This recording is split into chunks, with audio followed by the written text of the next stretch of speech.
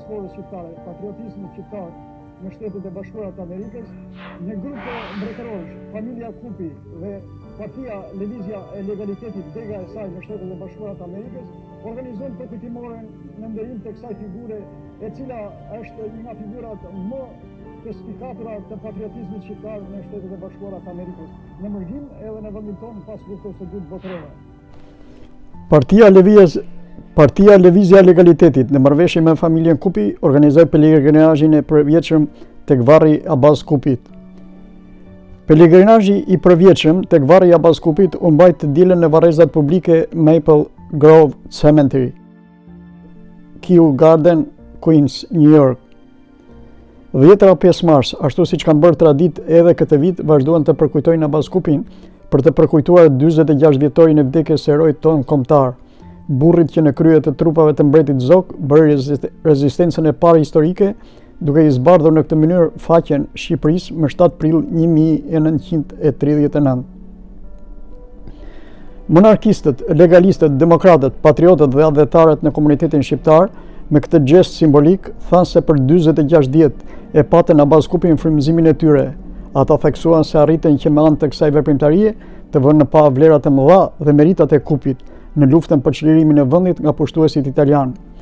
Me pelegrinazhin e përvjetshëm, ata vlerësuan edhe i bën nderime figurës së këtij tribuni të nacionalizmit shqiptar, por edhe figurave të tjera kombëtare, të cilat vdiqën në Mërgjim, por që regjimi i Tiranës i atemoi, i mbuloi me pëlurin e arresës dhe i mohoi me pa të drejtë përmes gjysmë shekulli.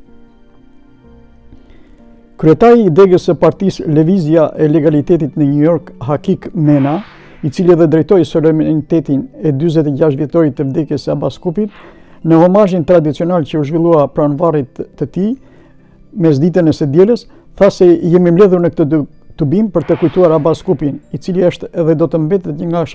nga ata shqiptarët e vërtet, simbol i rezistencës kombëtare, i burrërisë dhe i nderit dhe familjes së tij.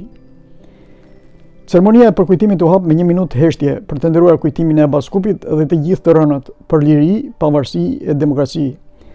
Fjalën kryesore, kreu i legalistëve në SBA, Hakik Mena, ja dha mbesës së kolonel Xhemal Laçi, një nga figurat më pikante të mbretërisë shqiptare në Mërgjim, dhe organizatës Lëvizja e Legalitetit, profesores nga Shkodra Leonora Laçi, studiuese, shkrimtare dhe publiciste, autore e librit Emigracioni politik shqiptar në vitet 1944-1955. Në fillim të fjalës së saj, Laçi tha se ndjehem e nderuar nga ftesa e juaj në përkujtim të figurës së Gjeneral Abbas Kupit, si paraharojësi i parë që i bëri ballë pushtuesve italian në Durrës më 7 prill 1939. Ajo kujtoi se historia ka bërë pjesë të pandashme të saj dhe veprimtarinë e tij dhe të shumë nacionalistëve të tjerë që nuk kursyen për hir të atë dheut. Duam apo nuk duan historianët shqiptar, atyre ju duhet dhe në haku. Unë ndjej krenari që në gjirin ton familjar kemi pasur një figurë intelektuale që i përket mërgatës së vjetër, si kolonel Xhemal Laçi.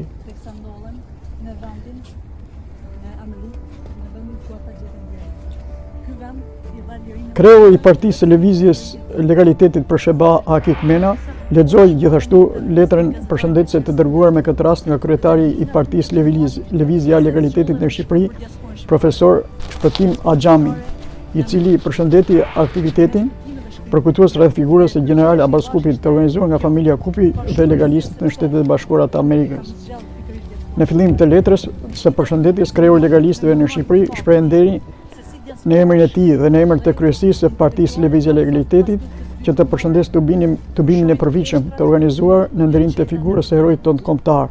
udhëheqësit të rezistencës antifashiste me 7 prill 1939, krijuesit të OKLL-s dhe besnikut përgjithmonë të mbretit Zok Gjeneral Abbas Kupit.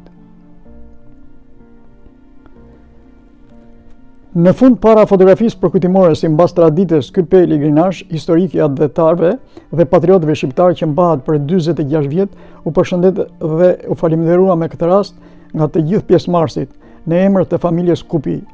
nipi i Gjeneral Abbas Kupit, djali i Fatbardh Kupit, Sokol Kupi, i cili në emër të familjes e tij, familjes Dani dhe Çupi Gjergji, kanë nënvizuar se shqiptarët sot po kalojnë një fazë e cila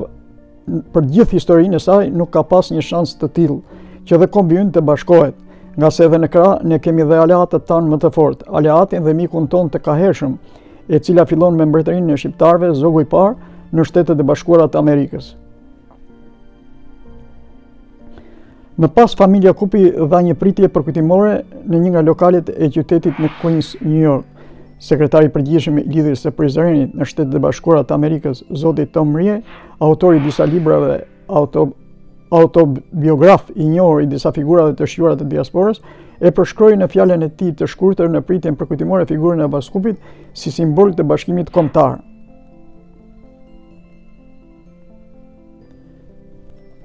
Aktivisti i njohur Dibran Agron Damsi, i cili mori pjesë së bashku me kryetarin e organizatës Rrënjët Shqiptare Marko Kepi dhe aktivistin Belul Çoku,